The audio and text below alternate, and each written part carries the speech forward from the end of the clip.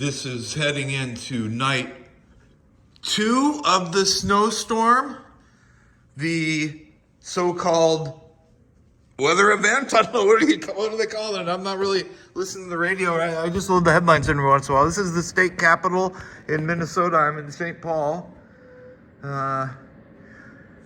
There's a snow removal vehicle right there. They dump snow in that and haul it off to a better place.